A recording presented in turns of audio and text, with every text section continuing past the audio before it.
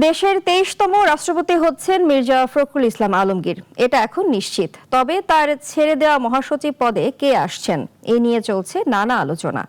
দলীয় সূত্রে জানা যায়, রুহুল কবির রিজভী এবং সালাউদ্দিন আহমদের মধ্য থেকে বেছে নেওয়া হতে পারে মহাসচিব। বিস্তারিত রাশেদুল কাদেরের রিপোর্টে। অবশেষে সব জল্পনা কল্পনার অবসান। দেশের ২৩তম রাষ্ট্রপতি হিসেবে বঙ্গভবনের বাসিন্দা হচ্ছেন মির্জা ফখরুল ইসলাম আলমগীর।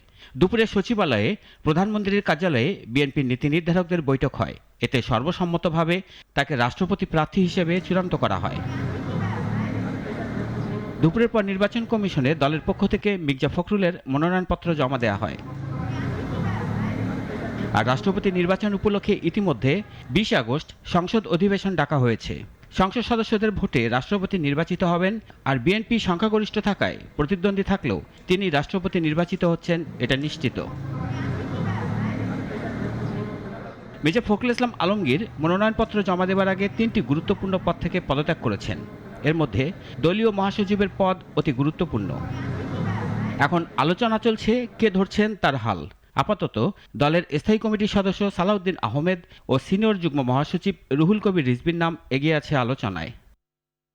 দলীয় সূত্র বলছে, দলের কাউন্সিল পর্যন্ত অথবা সম্মেলন এর প্রস্তুতির জন্য ভারপ্রাপ্ত মহাসচিব হিসেবে রুহুল কবির রিজভীকেই দায়িত্ব দেওয়া হবে। এছাড়াও রিজভী নির্বাচন করেননি, তাকে মন্ত্রিসভাতেও রাখা হয়নি। তাই শূন্য মহাসচিবের পদে রিজভীকেই ভারপ্রাপ্ত মহাসচিব করার সম্ভাবনা বেশি বলে মনে করছেন দায়িত্বশীল নেতাদের কেউ কেউ। তবে মহাসচিবের সিদ্ধান্ত আজকালের মধ্যেই দলের হাইকমান্ডের পক্ষ থেকে চূড়ান্ত করা হবে বলেও জানায় দলীয় সূত্র। রাশেদুল কাদির, নাগরিক, ঢাকা।